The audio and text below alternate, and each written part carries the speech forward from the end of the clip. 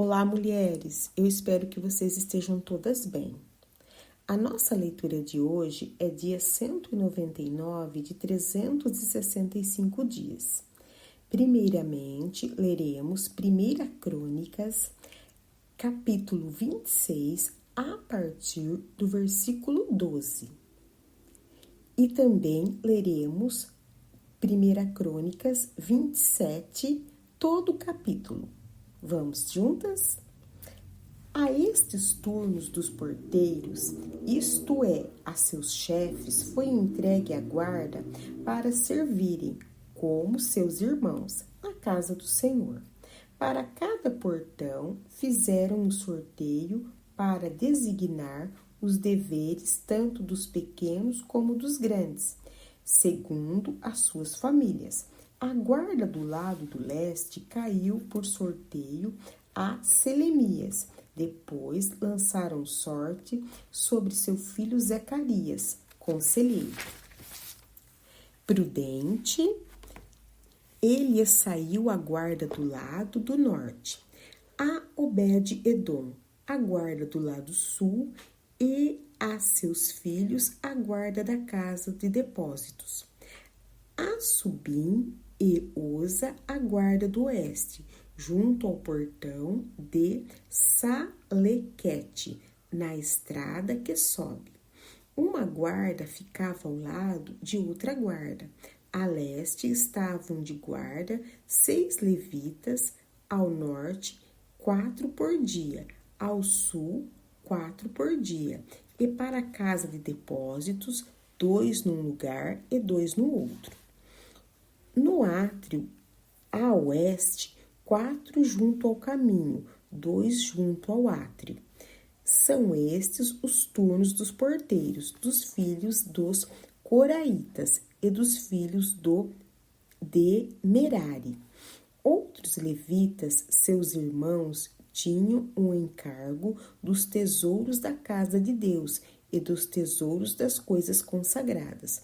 Os filhos de Ladã, descendentes dos Personitas, pertencentes a Ladã, e chefes das famílias da família de Gerson, Jeieli. Os filhos de Jeieli, Zetã e Joel, seu irmão, estes estavam encarregados dos tesouros da casa do Senhor. Dos Anramitas, dos Izaritas, dos Hebronitas, dos Uzeelitas, Sebuel, filho de Gerson, filho de Moisés, era oficial encarregado dos tesouros. Seus irmãos de Eliezer foi filho de Reabias, de quem foi filho de Jesaías, de quem foi filho de Jorão, de quem foi filho de Zigri, de quem foi filho de Selomite. Este Selomite e seus irmãos tinham a seu encargo todos os tesouros das coisas consagradas que o rei Davi e os chefes das famílias, capitães de milhares e de centenas e capitães do exército tinham dedicado. Dos despojos das guerras, as dedicaram para a conservação da casa do Senhor.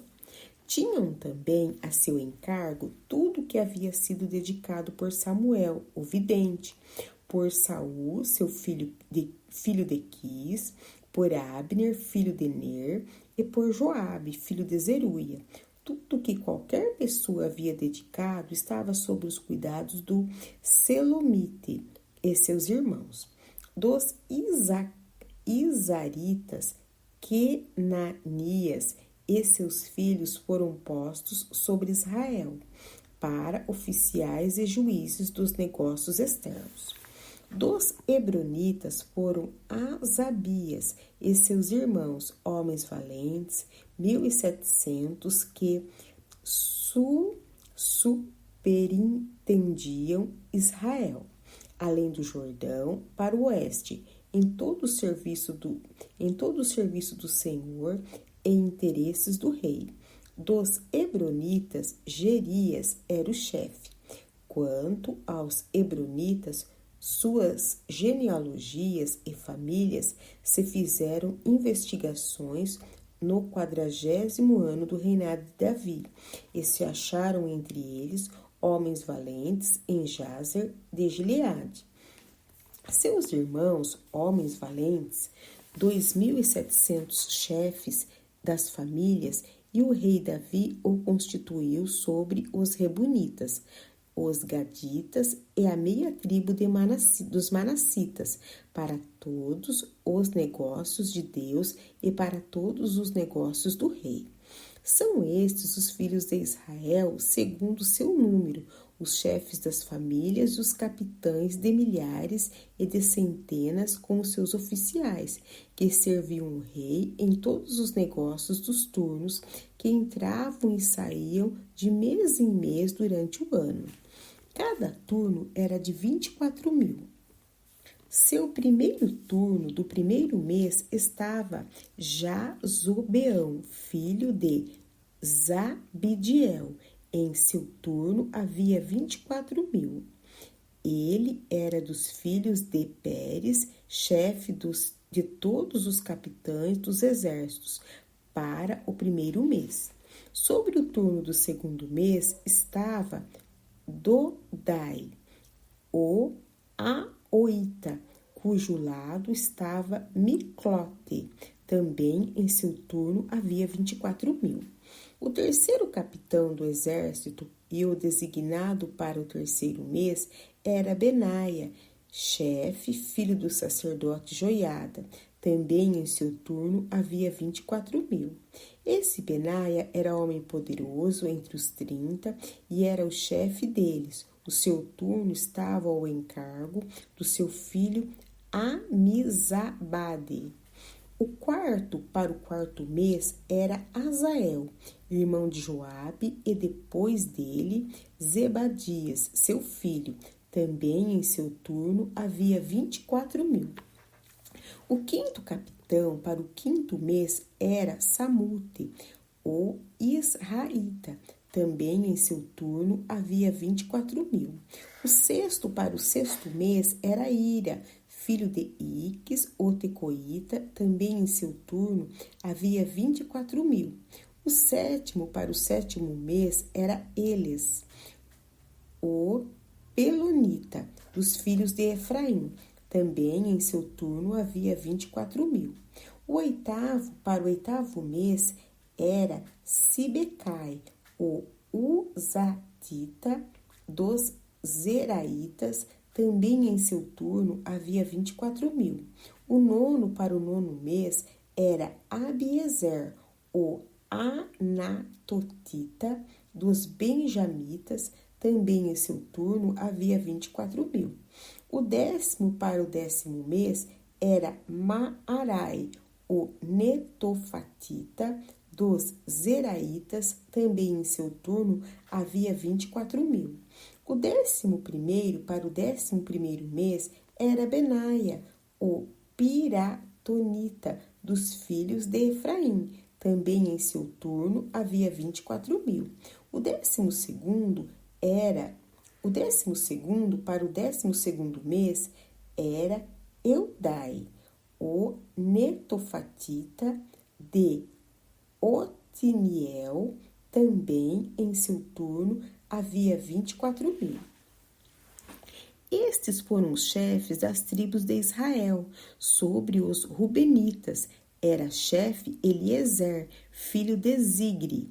Sobre os Simeonitas, Cefatias, filho de Maaca. Sobre os levitas, Asabias, filho de Quemuel. Sobre os Aronitas, Zadok. Sobre Judá, Eliú, dos irmãos de Davi. Sobre Issacar, Onri, filho de Micael. Sobre Zebulon, Ismaias, filho de Obadias. Sobre Neftali, Jerimote, filho de Asriel. Sobre os filhos de Efraim, Oséias, filho de Azazias. sobre a meia tribo de Manassés, Joel, filho de Pedaias, sobre a outra meia tribo de Manassés, em Gileade, Ido, filho de Zacarias, sobre Benjamim, Jaaziel, filho de Abner, sobre Dan, Azarel, filho de Jeroão. Estes eram os chefes das tribos de Israel. Davi não contou os que tinham menos de 20 anos, porque o Senhor tinha dito que multiplicaria Israel como as estrelas do céu. Joabe, filho de Zeruia, tinha começado a contar o povo, porém não acabou, visto que, por causa desse censo, veio grande ira sobre Israel. Por isso, o número não foi registrado para a história do rei Davi.